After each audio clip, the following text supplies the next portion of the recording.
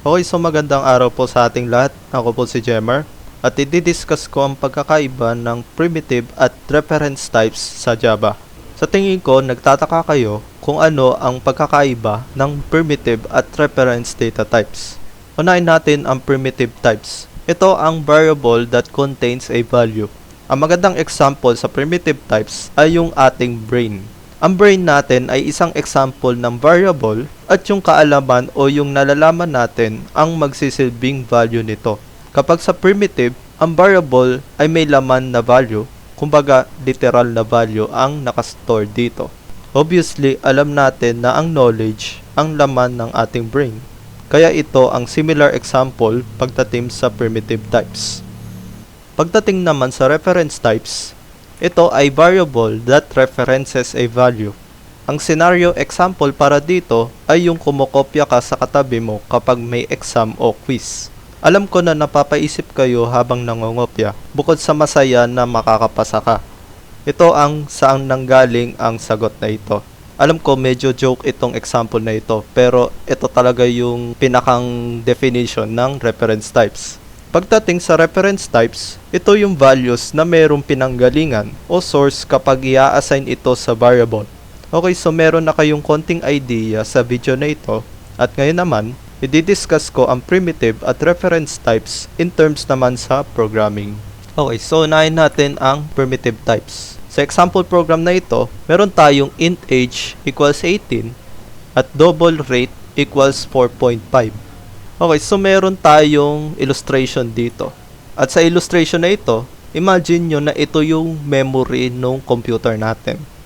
Ang age variable at rate variable ay may sariling lagayan at ang kasunod ng variables ay merong nakalagay na values. Ang variable age ay merong 18 na laman at yung rate ay may laman na 4.5. Sa bawat din variable ay meron tinatawag na address. Ang address ng age ay 201 at ang address ng rate ay 974. Sa Java, hindi ganito ang paglalagay ng address, kaya ito ay example ko lang. Base sa example ko sa primitive types, makikita ninyo na ang bawat variable ay may laman na value. Sa reference types naman, ito yung example program natin, which is string, may merong variable name na name equals to Adam. Ito ang illustration niya. Mapapansin nyo, yung pangalang Adam ay nasa ibang lagayan ng memory. At sa bandang kanan, makikita nyo na may address na 775. Pagdating naman sa name variable, ang address na variable na ito ay 832. At yung value, ang nasa loob ng name ay 775. Yung 775, ito yung address na galing sa Adam na value o yung string. Kaya ang nangyari dito, pagdating sa reference types, ang variable ay nag-i-store ng address doon sa value. Okay, so another example naman tayo. Ang gagamitin nating variables ay x and y.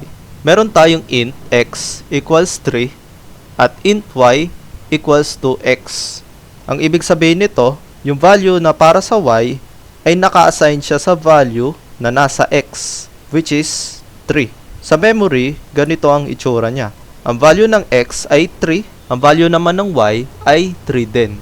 Mapapansin nyo din, yung address ng x ay 100 at yung address ng y ay 400. So may kaiba ng address sa isa't isa. Pagdating sa Java, sila ay different from each other. Reference types naman, for this program, gagamit tayo ng string. Halos kaparehas lang siya sa primitive, which is string z1 equals gab na string at string z2 equals z1. Okay, so ang naka-assign na value sa z2 ay yung value na nasa z1, which is yung gab na string. Ito yung example memory pagdating sa reference types. So meron tayong z1 na variable at merong 4,350 na value at yung address ng z1 ay 150. Dito naman sa value na 4,350 ay dito galing yun. So, separate ang memory doon sa gab at ang address ng gab ay 4,350, which is ang nangyari dito, itong address na gab na 4,350 ay naka-reference siya doon sa z1. Pagdating naman sa z2 na variable, so ito nangyari. Yung z2 na variable ay meron ding 4,350 which is yung address, galing dito sa gab na string. At yung address ng Z2 ay 250. Mapapansin nyo sa illustration na ito, ang pangalang gab na nasa ibaba ay ginawang reference value ng Z1 at Z2. Ang dalawang variables na Z1 at Z2 ay magkaiba sa isa't isa, pero naka-reference sila sa parehas na value. In summary, pagdating sa primitive types, iaalin tulad siya sa kahon. Mapapansin nyo na ang x ay equals to 3 at yung y ay equals to 3. Ang variable ng x at ang variable ng y ay magkaiba sa isa't isa. Pati na rin ang value ng 3 sa x at ang value ng 3 sa y. Pero pagdating naman sa reference types, ang variable ng z1 at z2 ay nakaturo o naka-reference siya sa parehas na value na gab. Okay, so hanggang dito na lang yung video ko about sa primitive at reference data types sa Java. So, I hope na meron po kayo natutunan about dito sa video na ito. At see you on the next video.